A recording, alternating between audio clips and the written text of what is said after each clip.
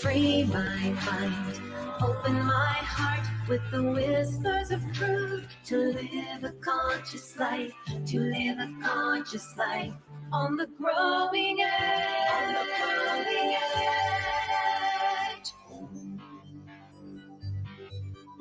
And now, here's Ali. Hello and welcome to Growing Edge Live. I'm so glad that you're here today. I'm Ali Benjamin, and it is my great pleasure and honor to be here on New Thought Media Network, delivering this show, Growing Edge Live. And Growing Edge implies that each of us are on an evolutionary journey, and we're each on the very green growing edge of our own becoming. And so thank you for being here. Hi, Shay. And if you're joining us for the first time, so glad that you found us. And if you are back, welcome back. You know that this show is all about soul-centered conversations with individuals that are channeling their time, their talent, their energy, resources, their love, and everything they have into doing good works on this planet. So this is the good news that we share every Monday, and I'm so glad that you're here today. So at the beginning of the show, I always jump in with the segment Ask Ali. And today I have a question that's been sent in by Ruby. And Ruby says, I was introduced to New Thought several years ago. I have found so much joy in the community and the spiritual teachings, but I struggle when it comes to money. Even though I always seem to have enough, it's barely enough, and I constantly ruminate about not having enough money to live the life I want to live. Help! Wow. I can relate to this one, and I'm sure some of you can too. Maybe not now, or sometime in the past. So as I talk about some of the prosperity principles, abundance principles that I lean on in times of lack and a sense of not enough, I want you to think about the journey you've been on. When you're feeling like there's plenty, when you're in the groove, when you're feeling like all your needs are met, in opposition or in contrast to those times that you feel like there's not enough. You can be in exactly the same day and have those two opposing thoughts and feelings. And so this is the wonderful thing that Science of Mind, New Thought teaches us. We can change our thinking and change our experience. So the thing about abundance, it's a spiritual principle. It's a spiritual fact. We are abundance.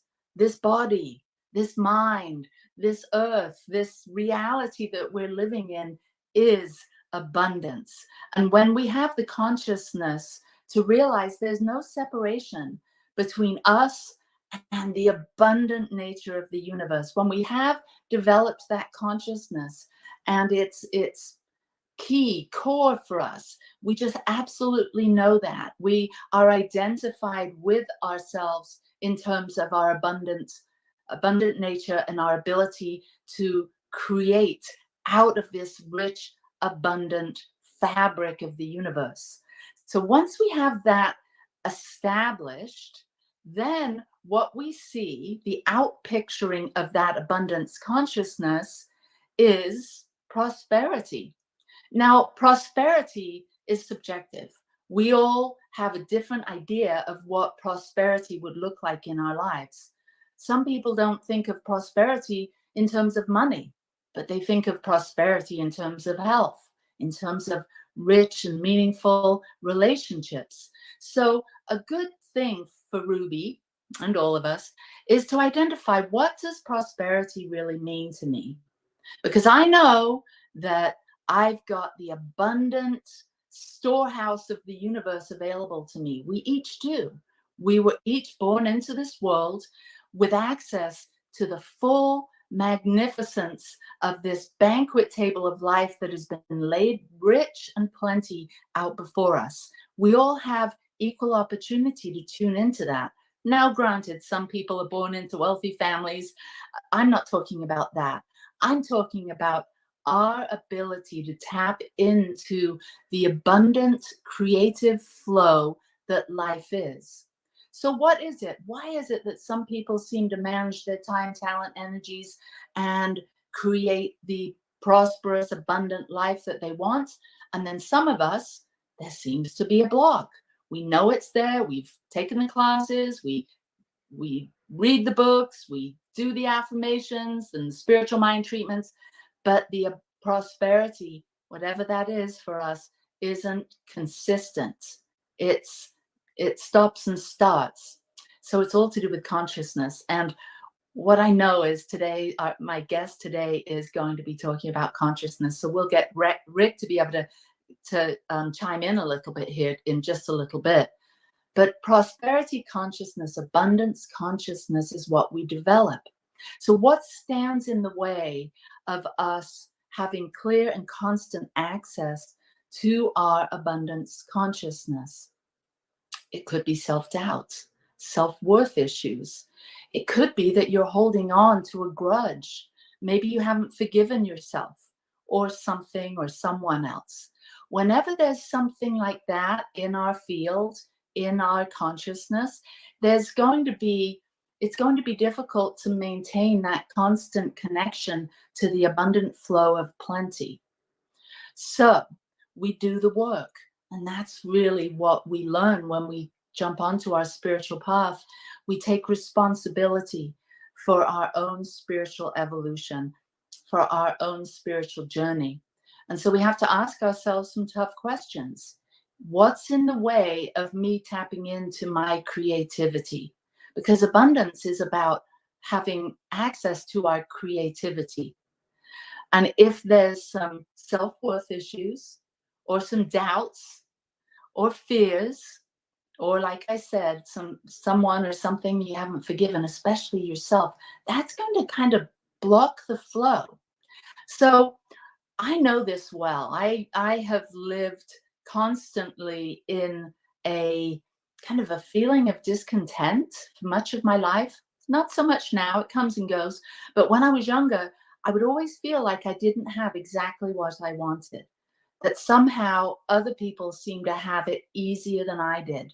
So there must be something wrong with me. What's wrong with me? And it would be this vicious cycle of doubting myself. And so maybe have a look at that. Are you feeling discontent? Are you feeling like others have what you want and you don't know how to get it? The grass is greener on the other side. A good remedy for this kind of thinking is gratitude. Start counting your blessings. Start noticing how much you have in your life. Because when we're trying to vision, or if we're doing spiritual mind treatments, prayers for something that we want to realize or manifest, our vision, our dream, when we're doing this, but yet we haven't yet let go of this discontent, if we're coming to the universe asking for something more when we're not happy with what we've got, or we're not appreciating what we've got, that's a stumbling block. So number one in developing abundance consciousness is really looking to see how much good, how much beauty, how much joy is already in your life. And maybe you'll have to dig deep. Maybe you're not accustomed to looking at how much greatness is already happening in your world. I look outside and I can see the Wasatch Mountains. That's something to be grateful for. I can actually see nature. I can take a walk this afternoon if I want. I know that I've got technology on my side. I have this beautiful laptop, this beautiful iPad that I can interact with and do this show, Growing Edge Live. I've got this body. It's strong. It's beautiful. It's going to carry me through to the end. I know it is.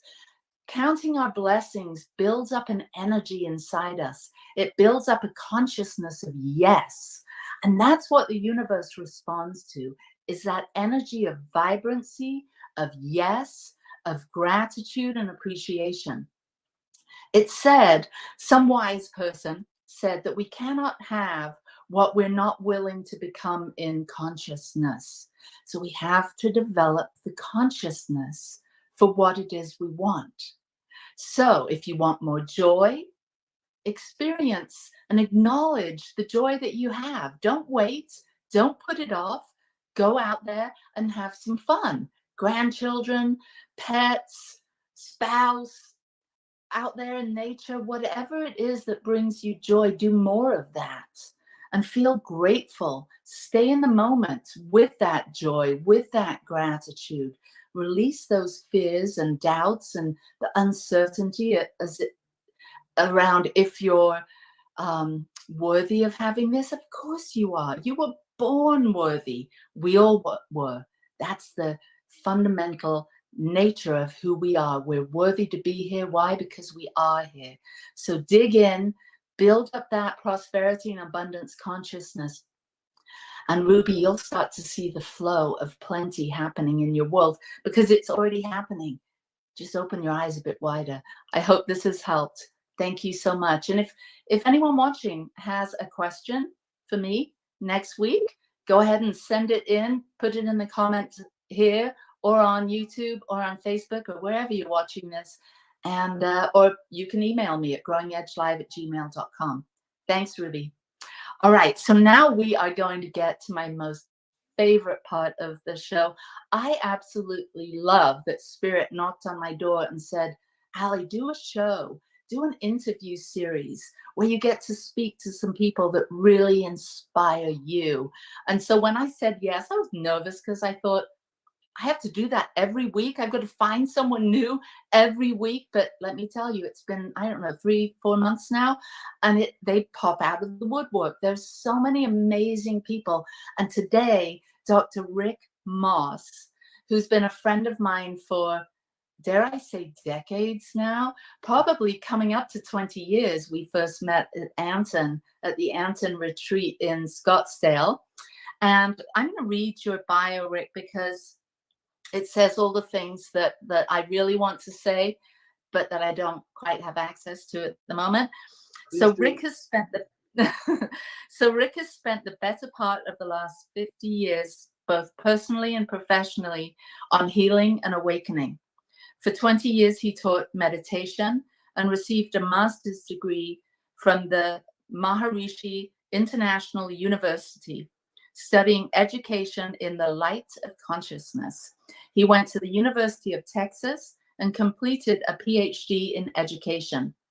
Upon completing his PhD, he realized that meditation alone doesn't release unconscious patterns, and he began to develop his own method. He now calls this method Awakening Greatness. He works with people and groups worldwide. He's a noted speaker and teacher. And Louise Hay said of his work, I found the work we did to be extremely helpful. You have a wonderful gift to offer the world. Shout out to Louise Hay. Blessings.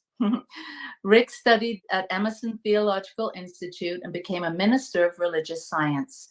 He served as the minister of prayer for 20 years, supporting the work of Dr. Bill Little at what is now the Center for Conscious Awakening in Pacific Grove, California. Rick has recently published a book, Drops of Wisdom, Guidance on the Path of Awakening. Dr. Bill Little has called it a masterpiece of spiritual literature. So he's got an amazing website, and I think an app. We'll talk more about that at essentialpathways.com. But hello, Rick. Hello, my dear friend. I wish I could give you a hug, so virtual hugs to you. Thank you for being Received. No, thank you. How wonderful to be on this show with you. Yeah, how are you? I'm great, thank you. Doing wonderful. Good. I believe you're in Florida, right? I am. I'm on this tropical island, and looking out the window, I see sea of green and ocean and bay and Miami skyline. What more could you want? I actually know that view because I don't know if, well, I think you know this. We're on a Facebook group together called Clouds. Right. And so we post pictures along with hundreds of other people, post pictures of what we're seeing in the sky, clouds and views and vistas. And so I always see your beautiful pictures of your view, and it's breathtaking. And I haven't posted too many. We just moved about 2 weeks ago to a new spot here in Farmington, Utah. And I have the most amazing view of the mountains in the sky too. So I'll be posting more. I look forward to seeing it soon.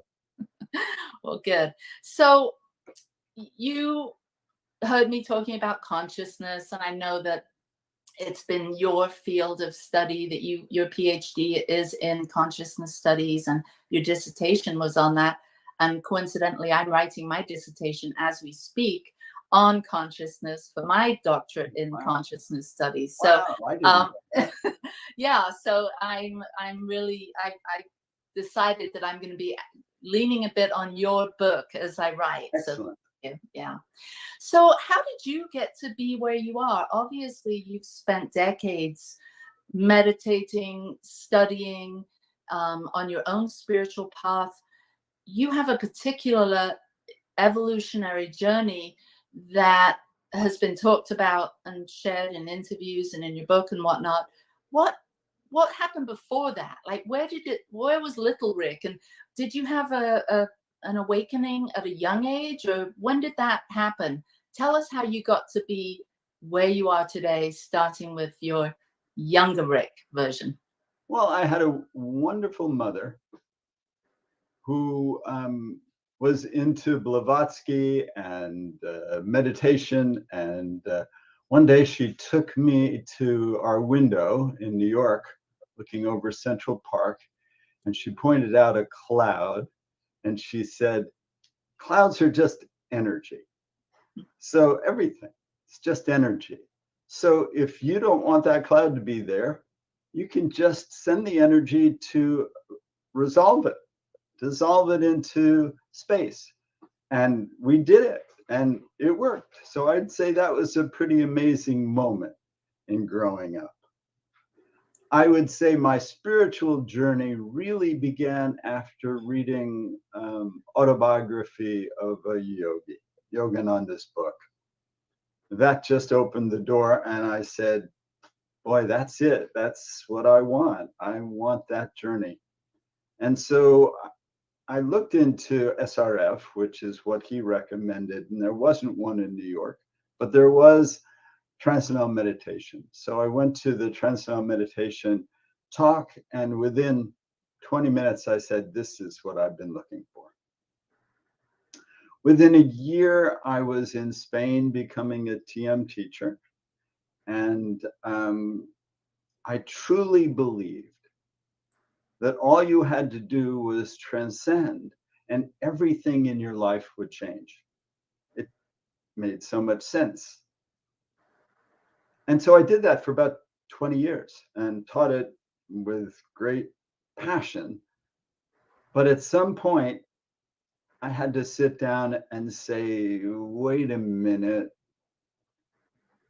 Here I am, after 20 years later, and I still don't have a personal relationship with God.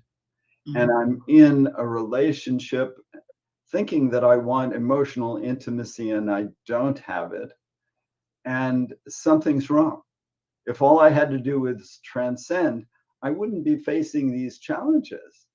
So it's a scary moment when you realize what you've been doing for 20 years isn't the entirety, especially in an organization that doesn't want to mitigate its approach with other people's approaches.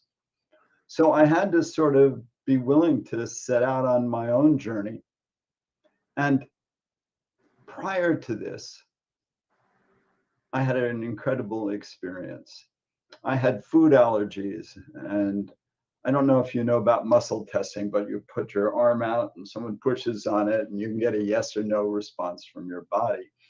Well, with my food allergies, I had to find someone to pump my arm to find out what I could eat for lunch. And one day my wife at the time wasn't around. So I said, you know, there must be some way I can test myself. And my neck just went spontaneously like that. And I thought, well, this is great. Now I have food allergies and a tick. But that wasn't what happened. What happened was that I spontaneously came into an internal signal, an internal yes or no signal. And I used it for food, and it was incredibly effective. But once this awakening came, that I was going to have to find some way to address the patterns that weren't changing rather than just transcending, because it was obvious at that time that even in immersion in pure consciousness, when you come back in, the pattern can still be there. It's not that TM didn't help me tremendously. Within the first month, depression was gone. But there were a lot of patterns from childhood that were not dealt with. And so I found that I could use this yes, no to ask for guidance. What do I need to do? What truth do I need? What do I need to read, to study, to listen to release these patterns? And that became really a central part of my journey. And I found that not only could I do it for myself, but I could test anyone who would be willing to either say yes or silently say yes and allow me to read their pattern and tell them where their stuff is coming from. So the bottom line to all of this is this. Our conscious mind is only 3 to 5% of our mental equipment. That means all the rest is unconscious. And I did stumble upon a wonderful teacher at the time. And what she taught was, if you want to see what you've got, don't look at what you think. If you want to see what you want, don't look at what you think you want. Look at your life experience. And that was very eye-opening. So what does that mean? It means that we have this defective mental programming from past experience that gets in the way of the manifestation of our true and perfect wholeness. And they stand like roadblocks to our awareness of who we really are. Because we're not these egos, these limited self-identities. We are this transcendent field of pure being that is our divine nature. But getting there requires that we address the barriers that we have put up in the way. There's a great Rumi quote. It goes, do not seek for love, seek and find all the barriers that you have built against love. We may not know that we've built these barriers because the unconscious is unconscious. And most of us really don't know what that means. We live so much in our conscious mind, we really do think that's the kit and caboodle. But it's not the whole show. And so developing that ability, I set out to help people find those barriers that they put between them and their inherent divinity, their true and higher expanded self. Mm-hmm. Yeah. Yeah, it's amazing work that you do. And we will talk a little bit more about it. I think you're going to be doing a little process with us, a clearing. I would love that. Yeah, that would be really great, because we'll see if anyone makes any comments about, what it is that blocks them, or they perceive that is blocking them. So if any of you are listening and want to add a comment, so we can, Dr. Rick can address it, that would be great. So I know you and I have done some work and done, some many clearings. We worked for several months together, which was so powerful. And yeah, you don't know what you don't know. And in my studies recently, I've been questioning what is consciousness. And Dr. Ernest Holmes says it's the sum total of our thoughts and beliefs. And I'm sure there's other definitions of it, but as I pondered that one, it's the sum total of our thoughts and our beliefs. So if that's, our conscious mind, and you're saying that our subconscious mind is so much more, like percentage-wise, is just, and that's potentially influencing our experience in the world. Like, how do we get to, where do we start? Because not all of us have a Dr. Rick next door, or maybe haven't picked up your book to find out. So, when you first started realizing, oh, wow, my life isn't going exactly, there's these patterns still running. I'm still experiencing some of these troubling situations, even though I've gone to Nirvana and back on my cushion. So what were some of the first realizations you had as you started to realize this is more about my consciousness and patterns? I would say what started to come up for me was how much I didn't want to feel what I didn't want to feel. How much I stuffed into the unconscious from childhood. Experiences that I couldn't metabolize at the time. I think that the child mind cannot deal with a lot of challenging experience. They don't have the ability. And I think in a way, that's what the subconscious is really for, is for that child to take that stuff they can't deal with, abandonment, shame, horrific experience, and stuff it away until they're ready to deal with it. Mm-hmm. So yes, I think we were brilliant in stuffing these emotions away that we didn't want to deal with, but it doesn't mean that we can leave them there. And then our life starts to prove that to us. It reflects back what's going on. Yeah. And challenges in relationship really reflect back on what we think and feel about ourselves projected out on our partner. Mm-hmm. So we have to start being willing to go and explore where we have hidden the hurts, where our blocks are, so we can bring what transforms them, which is love and light and truth. Love, light, and truth. Well, we're going to get more into that after we take a very short break. So thank you for being here, everyone. New Thought Media Network. We're going to go to a quick break, and we'll be back in a minute or two. Choice, your creative superpower. We have the power to manifest as we dedicate attention to our thoughts, but often miss opportunity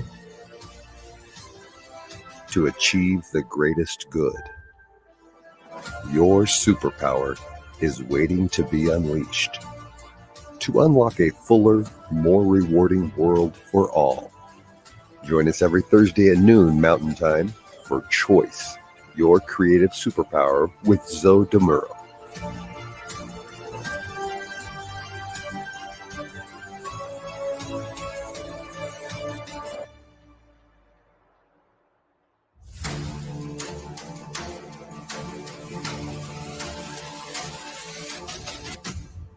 And now,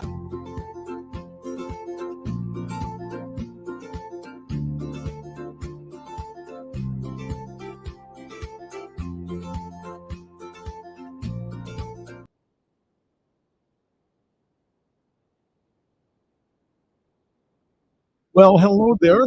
This is I'm just breaking in here. Uh, that was an anthem that is outdated.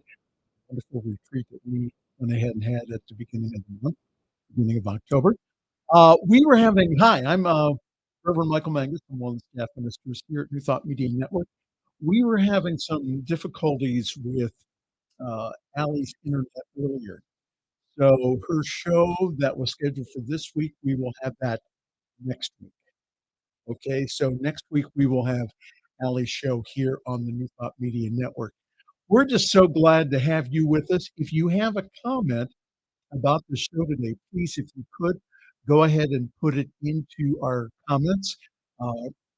Rick Moss is probably one of the better guests we've had on Allie's show. He's, again, a religious science minister, very well educated, and also that uh, has a lesson for all of us in that, if we go ahead and neglect the inner life, we can go ahead and meditate all we want, but unless we deal with that, feelings buried alive never die. What happens is they come up. All right. Well, listen, we're going to send you back to our programming here in just a moment. But again, if you do have a comment, we would really appreciate you going ahead and sharing that comment with us. But again, it's really good to have everyone with us. Hi, Allie. Hi, everyone. As we are replaying a show here from Master Control. So, all right. So back now to the wonderful show. Live a conscious life, to live a conscious life on the growing edge.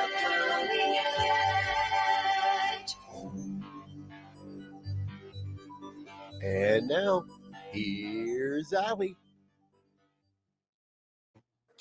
So we're back with Dr. Rick Moss here, and I see that Shay, one of our viewers, says what you're describing is the process of feeling all the things that were not able to be felt is exactly what is going on with her, and she's working with her clients. Thank you for validating this beautiful and challenging process. So thanks, Shay, for commenting. Yeah, so Thank you, Shay. I have had the great joy of being in a workshop with you several times. And so not only have I enjoyed working with you one-on-one, but I've been in groups, and I've seen the impact that you and what you share, this process that I'm so excited that you're going to share with us, this process you share has really impacted many people that I've seen myself. And so when your book came out, I was super excited because I thought, years of working on this, working with hundreds of people, going in process, in doing sessions with them. And now it's all all the juice is in this beautiful drops of wisdom. So I've seen you take people and take them, ask them what's going on, and somehow you're able to intuitively tune into them. It's like you're speaking at the level of the subconscious. You get into them, and you're able to help them by, I don't know if it's your energy, your aura, or just the perfect questions that you have, but it's probably a combination of everything, the spirit moving through you. But you're able to have them have a realization, a revelation, a shift in consciousness right there in front of 20, 30 other people, and it's brilliant. And then you offer one-on-ones, and I see at these retreats people lined up trying to get to you because you absolutely do it. You help people shift and become aware of what they're not aware of, these blocks, these patterns. So what is it? Can you tell us a little bit about the the clearing process and how you came to it, how it's developed over the years of trying it on and putting it into practice with people. Like it's such a gift that you have, Rick. Thank you, dear. I would love to. I say that it starts when I work one-on-one with understanding what childhood was like for the person that I'm working with, because all patterns repeat until they are dissolved with love, light, and truth. So I need to know, did you feel loved? Were you abandoned? Were you hurt? Were you betrayed as a child? Because the child can't deal with it at the time. It gets stuffed into the unconscious, but it becomes very powerful as a way of bringing about the repetition of whatever we experienced. Freud called it repetition compulsion. Whatever we experienced in childhood, we seek again in some form until we undo the illusion that that was love. So we may have been neglected, we may have been abused, but we thought as a young child that was love, that we're so desperate for love to survive that whatever the attention is, we think is love. And until we change that programming, that's what we think. That's why it said we marry our parents. But that program can and has been changeable. The other thing to understand that's key to it is that the child mind is narcissistic. And that means whatever the child experienced in childhood, she or he thinks it's about them. I mean, this is enormous. So if mom and dad didn't love them, they think they are unlovable. And that forms the basis of the illusion that they go into the world to perpetuate, because they think that's the truth. They are unlovable, and they will recreate it until they experience, and that's what we're going to do a little in a few minutes, that they are inherently lovable, that we have a part of ourselves, call it the true self, the higher self, the soul, that loves unconditionally. Now the key, and this is in the book, and it's helpful in the book that people can learn to do this for themselves. And chapter 3 really helps you do the inner child work for yourself. And so does my website, as you mentioned, that we need to be able to find within ourselves unconditional love. And it's totally different from conditional love. So what's conditional love? That's the ego's version of love. And what it means is, what do I get out of it? The ego's only thinking about itself ostensibly. So the ego's version of I love chocolate ice cream is, when I ingest it, it gives me pleasure. There's nothing about what we give to the chocolate ice cream in egoic love. But in the higher self, in the soul level, unconditional love is all about give. And when we extend and when it flows through us, when the God energy is just moving through us, what happens is that it heals us as we give it. And that's that incredible spiritual principle that I think I've actually heard you talking about too. And that is the difference between giving at a material level and a spiritual level. I give you $10 and I have $10 less at the material level, but I love you unconditionally, and I am filled with the love that I'm giving away. Not only am I not depleted, but I'm expanded and enlivened and enriched by the giving. So it's the unconditional love and presence, to be fully there, fully present with something, has a powerful effect. When you're fully present, when your mind is not divided, when you're not thinking about anything else, your energy field just becomes rich, powerful, and enlivened. And that has a profound effect. So unconditional love and presence. And then, as you'll see, when we do this little inner child piece, and I hope you can see, and anyone listening can see, that if it happened 50, 60, 40 years ago, it's still in the unconscious until you clear it away. You can't just say that happened when I was young, get over it. Get over it is just ridiculous. That's not how the mind works. You look at the world today and you see that you just don't get over it by growing older. No, you got to do the work. You got to find the love, the presence, and open to the truth. So what kind of truth? Well, you'll see it, I believe, when we do the inner child process, but it sort of streams through me, and I don't always get to decide what streams through. Yeah.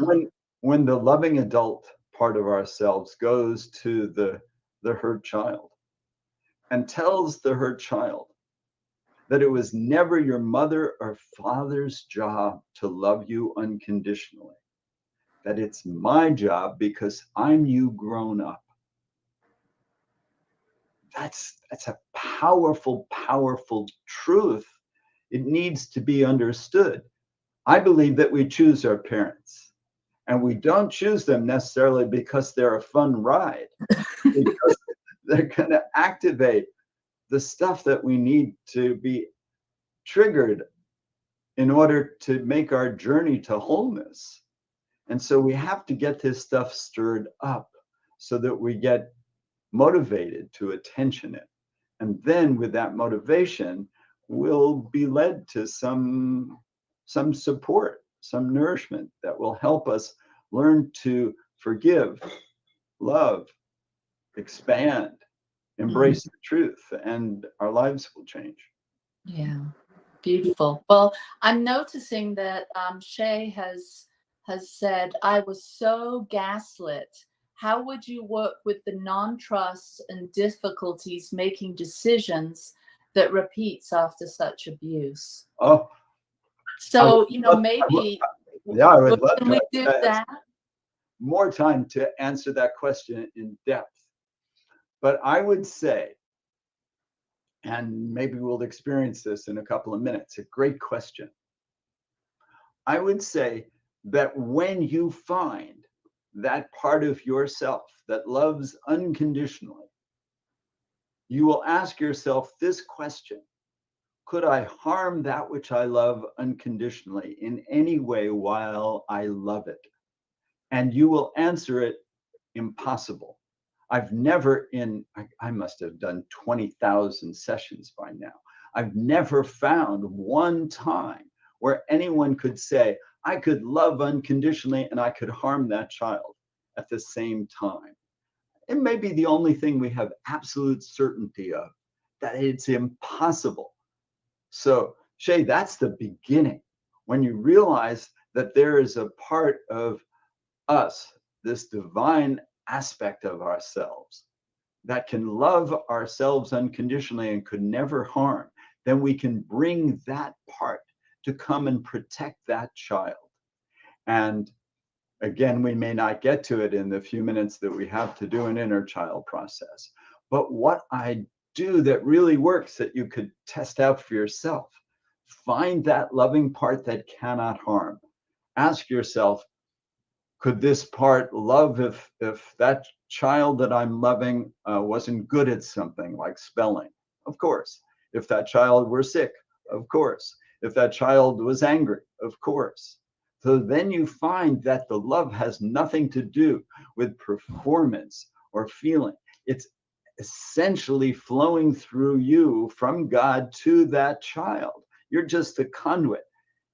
It's that unconditional love isn't manufactured, it's God-manufactured.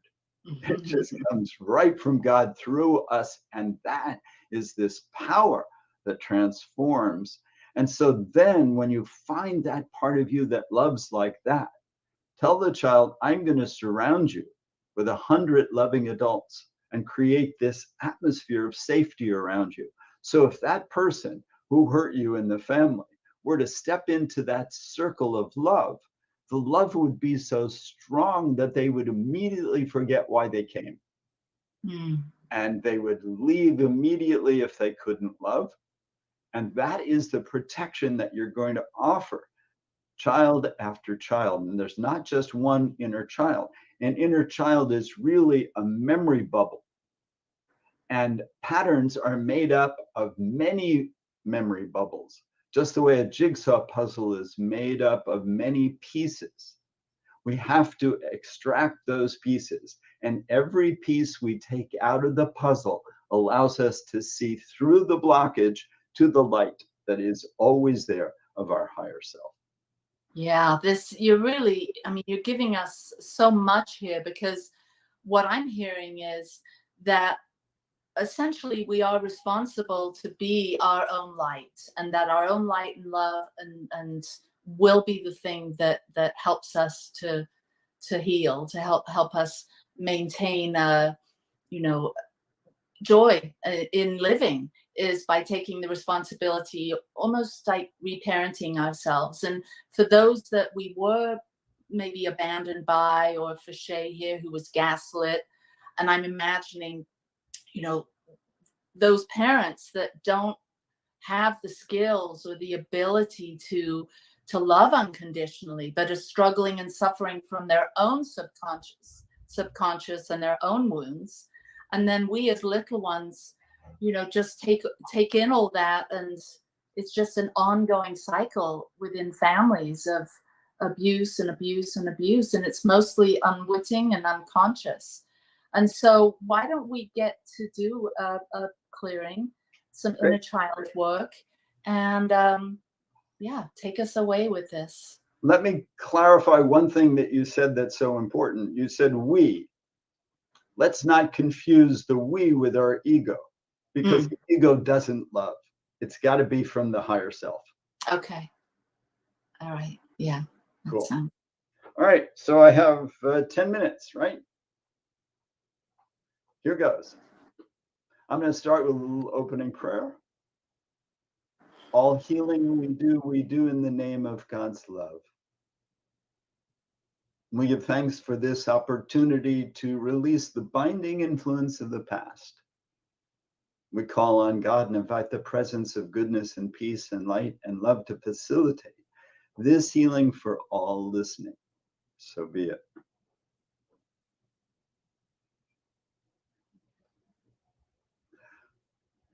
Please think the limiting belief, there's something wrong with me. It won't hurt you to think a limiting belief. If it's not there, you'll go, this doesn't make sense at all. It's absolutely not true. And you'll be right all the way to the core of your being. If it is there, you have to trigger it. You have to bring it to light. So don't be afraid.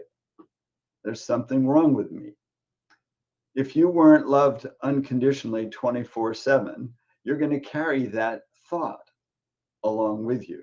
When you were corrected or in school or this or that or a sibling rivalry, everyone that I've ever worked with has that limiting belief. Imagine this limiting belief is held by a child. You at about the age of 4 to 6 to 7, in there somewhere. And imagine that child sitting on a bed in a room alone. Imagine that you, the loving adult that you truly are, your best self, is looking in through a window. As you look at that child, can you find within yourself a feeling of caring and compassion and love?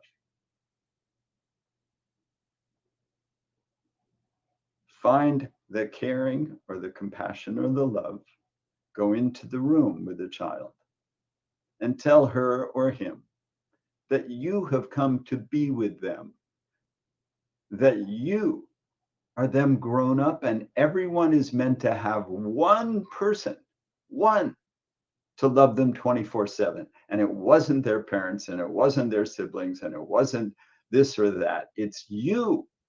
You are the one person that love has sent to love them 24/7. And now you're here and you're not going away. Now, as we start to open a relationship up between you and this memory bubble of the child, we don't want to rush that child. We want to ask, is it okay if I sit on the bed with you?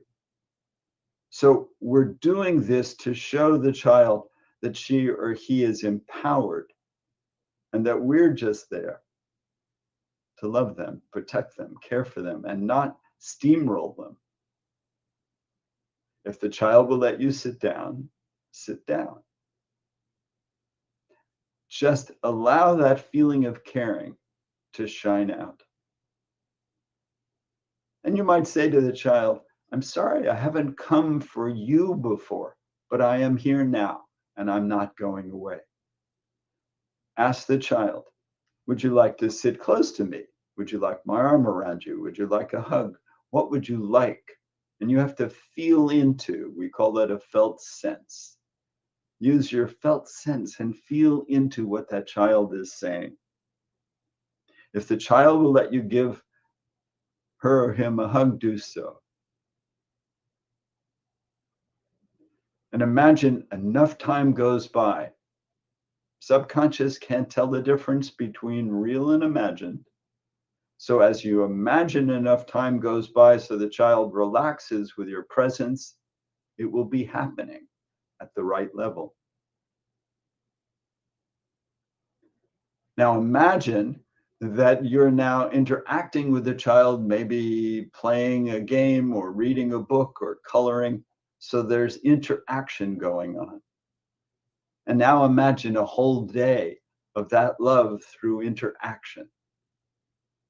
At the end of that day, ask yourself, how's that child feeling? Now, let's imagine a whole week of that. What if you were there every moment looking out for that child, protecting her or him? So if there was threat around, you are protecting that child, surrounding that child with safety and love so that no one can come and harm it. And you can truly say to that child, I will never let anyone harm you again, because this is one moment in time that is about to be healed and find its place in your heart. Imagine weeks go by. Now we're doing this a little quickly because we only have a few minutes, but it will still work. So imagine you've been there for 2 weeks, loving that child nonstop. How is she or he doing? Good. And now we expand it. Subconscious tell the difference between real and imagined. So the question is, if you've been there loving that child nonstop, protecting that child nonstop, giving that child all that she or he needs, how are they doing? How are they feeling a month later? So you may start to feel the child feels more alive, more present. I would say this is really happening in your unconscious. Now, as you think a year goes by, feel the love. That's what's doing the work. Imagine a year of that love nonstop, respect, honoring, love, and look to see how the child's doing after a year. You may feel an upsurge of strength in that child. And let's go for another 2 or 3 years so we honor this time frame. So let's say that child is 10 now. You've been loving that child nonstop. Now, the key to doing this is that child at 10 was not you at 10. That child at 10 is a different part of you that's manifesting. It's a different aspect of the diamond of your true self that is revealing itself. So don't try to make the child at 10 what you were like. Just answer the question, what is she or he like? And if we had time, we'd grow that child all the way up to adulthood. And then you would have a chance to experience what you were like in this part of your mind without your stuff. Just experiencing a clarity of your true nature that has been revealed and now will never be hidden. It's always there. You can do this on my website. You can work there actually for free. You can use the book. I do individual sessions, which I love doing. And this work, it's really holy to me. It's very powerful. Yeah. And so we ask that this healing be integrated through all time, space, dimensions, and interdimensions, throughout the hologram of life and existence, which is to say, through every part and particle of our being. And so it is. And so it is. Wow, that's amazing. I really got a sense of, being that young me growing up with that kind of attention and concern and love, and how I was different at age 10, how I was different as a teen, Yes. and how I'd be different now. And this is just such a, it's not simple or easy, but it kind of is, it's not, but it is. And we can do this for ourselves. And I think the whole point is to build the consciousness of who we really are under the muck and the mire and the old stories, and so that brilliance, that diamond self, the essential self, can then be here in the now moment, creating whatever it is we want to create. That's beautiful. I love the way you said that. We're building an experience of our authentic self. We're building it one jigsaw piece at a time. But every time we know ourselves to be loving, caring, protective, all those beautiful things, we experience it as ourselves. It's not intellectual, it's experiential. And so it's undeniable. It is. Wow. Thank you so much, Rick. That was really powerful. Here we've got your website. Yep, you can go there. Been there. Oh, there's your book. Hi, book. Yeah. And I know that I was a part of the book study that you did, and I'm imagining there's groups in spiritual centers and in corners of the world that get together to discuss your book. I would love to do another group. If there's someone that would like to organize another reading group, I would love to be part of that. I just don't have the time to do the organization part. But if you're interested in that, send me an email and we'll talk about it. Okay, we will. And I will be sharing more about our conversation today and this beautiful book. And I, again, want to say thank you, Rick, so much for being here. Thank you for being a rock in my life and helping me to shift through some of the dark times. It's been really, truly, you've been a blessing in my life. And thank you for being here today. Wow. I think that you're doing such wonderful work on this planet. The thought that I have contributed even a little bit to that is just thrilling to me. Oh, thank you. Well, thank you, Rick, and thank you, everyone, for being here today. Thank you to New Thought Media Network and our producer, Michael. And next week, we're going to have the fabulous Martha Creek, and she's going to be sharing some of her wisdom. And I'll see you next time. So thanks so much. Lots of love and blessings to you right where you are. And thank you, Rick, for this great process. I know it's made a great imprint in the hearts and the minds of everyone watching today. Mwah. Peace and blessings. Goodbye.